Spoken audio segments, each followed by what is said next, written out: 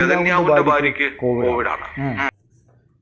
നെതന്യാഹുവിന്റെ ഭാര്യയ്ക്ക് കോവിഡ് സ്ഥിരീകരിച്ച report ABC channel തന്നെ പുറത്തുവിട്ടു. സാധാരണഗതിയിൽ ഇത്തരം റിപ്പോർട്ടുകളൊന്നും ABC ചാനലിനെ സംബന്ധിച്ചിടത്തോളം എല്ലാ കാലത്തും ഇസ്രായേൽ അനുകൂലമായിരിക്കുന്ന ഒരു മീഡിയ ആയതുകൊണ്ട് അവിടെ നടക്കുന്ന വിഷയങ്ങൾ, അവർക്കുണ്ടാകുന്ന പരാജയങ്ങൾ, രോഗസംബന്ധമായിരിക്കുന്ന വിഷയങ്ങളൊന്നും പുറത്തു വിടാറില്ല. ഏറ്റവും അവസാന ഘട്ടത്തിൽ എല്ലാ മീഡിയകളും സജീവമായി ചർച്ച വരുന്ന സമയത്ത് മാത്രമാണ് കുറച്ചെങ്കിലും ഈ കാര്യത്തെക്കുറിച്ച് അഭിപ്രായം പറയാൻ വേണ്ടിയിട്ട് ABC ചാനൽ മുന്നോട്ട് വരാറുള്ളത്. അപ്പോൾ ഇപ്പോൾ അവർ പറയുന്ന കാര്യം, നെതന്യാഹുവിന്റെ ഭാര്യയ്ക്ക് കോവിഡ് സ്ഥിരീകരിച്ചിരിക്കുന്നു. രാജ്യത്തിന്റെ പുറത്ത് വലിയ രീതിയിലുള്ള ചികിത്സ തേടിക്കൊണ്ടിരിക്കുകയാണ്.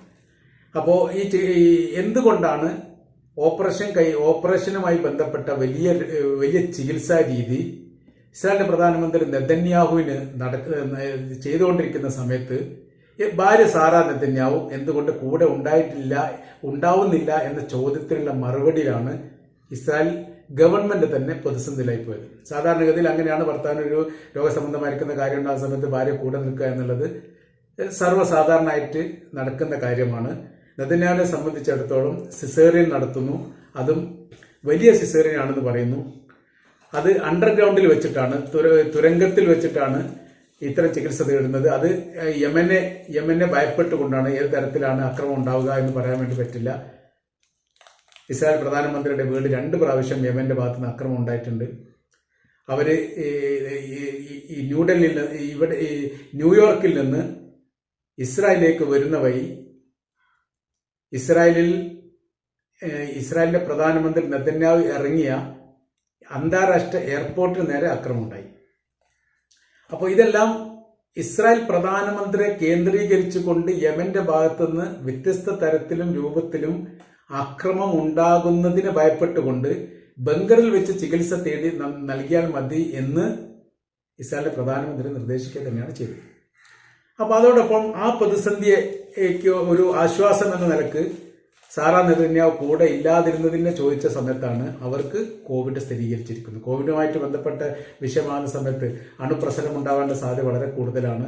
ഓപ്പറേഷനുമായിട്ട് ബന്ധപ്പെട്ട വിഷയത്തിൽ അങ്ങനെ ഉണ്ടാകുമ്പോൾ ഒരു വലിയ വലിയ വിഷയത്തിലേക്ക് ആരോഗ്യപരമായിരിക്കുന്ന കാര്യത്തിൽ പ്രധാനമന്ത്രി ആവാനുള്ള സാധ്യത ഉള്ളത് കൊണ്ട് ആദ്യഘട്ടത്തിൽ തന്നെ ഡോക്ടർമാർ തന്നെ ഈ സന്ദർശനം പോലും നിരോധിച്ചിരുന്നു. ഏറ്റവും രഹസ്യമായ രീതിയിൽ പ്രഖ്യാപിക്കപ്പെട്ട ആശുപത്രിയിൽ വെച്ചല്ല ഓപ്പറേഷൻ നടന്നത് എന്നും പറയുന്നുണ്ട്. ഒരു ആശുപത്രിയുടെ പേര് പറയുന്നു.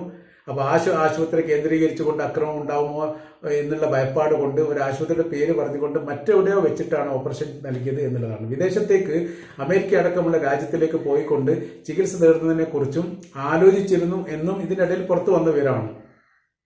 അപ്പോൾ അതും ഇപ്പോഴത്തെ നിലവിലെ സാഹചര്യത്തിൽ സുരക്ഷിതമല്ല എന്നുള്ളതാണ്.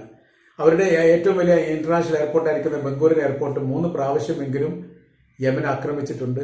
അത്തരമൊരു ആക്രമണത്തെ പ്രതിരോധിക്കാൻ വേണ്ടി സാധിക്കാത്തൊരു പ്രതിസന്ധി വരുന്ന സമയത്ത് അത് വലിയ അപകടം ഉണ്ടാവും. അതിന്റെ കാര്യം പറയുന്നത് പ്രതിരോധ സംവിധാനമായിരിക്കുന്ന അയൺ ഡോം പോലും വേണ്ടത്ര രീതിയിൽ ഇപ്പോൾ ശോഭിക്കുന്നില്ല എന്നുള്ളതാണ്.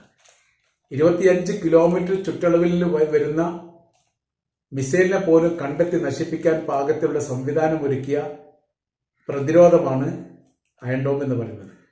2000 കിലോമീറ്റർ വൈദൂരത്തിൽ നിന്ന് യമനിൽ നിന്ന് വരുന്ന മിസൈലിനെ പ്രതിരോധിക്കാൻ പോലും സാധിക്കാത്ത വിധം ആശയറ്റിരിക്കുകയാണ് യഥാർത്ഥത്തിൽ അയൺ ഡോം. അപ്പോൾ ഈ പ്രതിസന്ധി കാര്യങ്ങളൊക്കെ യഥാർത്ഥത്തിൽ ഇപ്പോൾ നടന്നു വരുന്ന കാര്യമാണ്. എല്ലാ കാര്യങ്ങളും, യുദ്ധവുമായിട്ട് ബന്ധപ്പെട്ട എല്ലാ കാര്യങ്ങളും ഒരിക്കലും പുറത്തു വരില്ല എന്നുള്ള കാര്യം നമുക്കറിയാവുന്നതാണ്. എല്ലാത്തിനും വലിയ നിയന്ത്രണമുണ്ട്, പ്രത്യേകിച്ച് ഇസ്രായേൽ. യുദ്ധവുമായി ബന്ധപ്പെട്ട് ഇത് സജീവമായിട്ട് യുദ്ധത്തിലേക്ക് കയറുമെന്ന് മനസ്സിലാക്കിയ ഇസ്രായേൽ ആദ്യം തന്നെ ചെയ്ത് അൽ ജസീറയുടെ ചാനൽ ഇസ്രായേൽ അത് അടച്ചുപൂട്ടി രാജ്യം വിട്ടുപോകാൻ വേണ്ടി സമയം നിശ്ചയിച്ചു കൊടുത്തു എന്നുള്ളതാണ്. ഓഫീസ് അടച്ചുപൂട്ടണം, ഇന്ന ദിവസം രാജ്യം വിട്ടുപോകണം. പിന്നീട് അവർ ഗാസയിലേക്ക് പോയി എന്നാണ് പറയപ്പെടുന്നത്. ഗാസയിലാണ് അവരുടെ പ്രവർത്തന മേഖല കേന്ദ്രീകരിച്ചുകൊണ്ട് അവിടെ നിന്നാണ് റിപ്പോർട്ട് കാര്യങ്ങളൊക്കെ തയ്യാറാക്കിയത്. ഈ പറയപ്പെട്ട അൽ ജസീറയുടെ ഓഫീസിന് നേരെ പല ഘട്ടങ്ങളിൽ ഇസ്രായേൽ മിസൈൽ വിട്ടിട്ടുണ്ട്. ഒരു പ്രാവശ്യം മിസൈൽ ലക്ഷ്യസ്ഥാനത്ത് പതിച്ചു.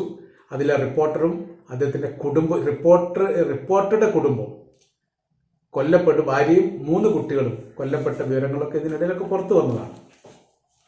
അപ്പോൾ ഇസ്രായേലിന് നേരെ നടത്തുന്ന പല അക്രമങ്ങളും അല്ലെങ്കിൽ ഇസ്രായേലിൽ വരുന്ന പല വിഷയങ്ങളും മിസൈൽ അക്രമവുമായിട്ട് ബന്ധപ്പെട്ട കാര്യങ്ങൾക്കൊന്നും കൃത്യമായ രീതിയിലുള്ള ഫലം ഉണ്ടാവുന്നില്ല എന്നുള്ളതാണ് പല മീഡിയകളും റിപ്പോർട്ടായിട്ട് പറഞ്ഞത്. ആരോഗ്യപരമായിരിക്കുന്ന വിഷയങ്ങളൊക്കെ കൃത്യമായ രീതിയിൽ ഭക്ഷണ ക്രമീകരണങ്ങളൊക്കെ നടത്തുന്ന അപൂർവമായിരിക്കുന്ന പ്രധാനമന്ത്രിയാണ് നെതന്യാഹു. ആയതിനാൽ അദ്ദേഹത്തിന് ആരോഗ്യപരമായിരിക്കുന്ന വിഷയങ്ങളൊന്നും ഇല്ല എന്ന് പല ഘട്ടങ്ങളും ഇതേ ABC ചാനൽ തന്നെ റിപ്പോർട്ട് ചെയ്തതാണ്. ആരോഗ്യം വളരെ ശ്രദ്ധിക്കുന്നു, യുദ്ധതന്ത്രജ്ഞനാണ്, മുമ്പ് സൈനികരായിരുന്നു. അതുകൊണ്ട് ഇപ്പോഴത്തെ ഏത് മേഖല ഏത് രൂപത്തിൽ യുദ്ധം ചെയ്യണമെന്ന് അയാൾക്ക് കൃത്യമായിട്ടറിയാം. അങ്ങനെ ഈ യുദ്ധത്തിൽ അതിജീവിക്കുകയും വിജയിക്കുകയും വളരെ എളുപ്പത്തിൽ തന്നെ വിജയ പ്രഖ്യാപനം ഉണ്ടാവുകയും ചെയ്യുമെന്ന് പല ഘട്ടങ്ങളിലും ഈ ചാനൽ പറഞ്ഞിട്ടുണ്ട്. ഇപ്പോഴത്തെ ഒരു അവസ്ഥ എന്ന് പറഞ്ഞാൽ അവസാനം സമ്മതിക്കേണ്ട സ്ഥിതിവിശേഷത്തിലേക്ക് വന്നു. ഒടുവിലാണ് ഇസ്രായേലിന്റെ പ്രധാനമന്ത്രിയുടെ ഓപ്പറേഷൻ ബംഗറിലാണ് എന്ന് പോലും സ്ഥിരീകരിക്കപ്പെട്ടത്. അതിന് അവർ പറയുന്ന കാര്യം ശത്രുവിന്റെ ആക്രമണം എത്രത്തോളം കഠിനമാണ് എന്ന് അറിയാത്തതിനാൽ ഒരു അപകടം വിളിച്ചു വരുത്തേണ്ട കാര്യമെന്നില്ലല്ലോ, സുരക്ഷിത മേഖലയിലേക്ക് പോകുന്നതാണ് നല്ലത് എന്ന അഭിപ്രായം ABC ചാനലിൽ തന്നെ ഉണ്ട്. നെതന്യാഹുവിന്റെ മകന്റെ വിവാഹം പോലും മാറ്റിവെച്ചത് യമന്റെ അക്രമത്തെ ഭയപ്പെട്ടാണ് എന്ന് മറ്റൊരു റിപ്പോർട്ടും ഇതിൻ്റെ ഇടയിൽ തന്നെ അവർ പുറത്തുവിട്ടിട്ടുണ്ട്.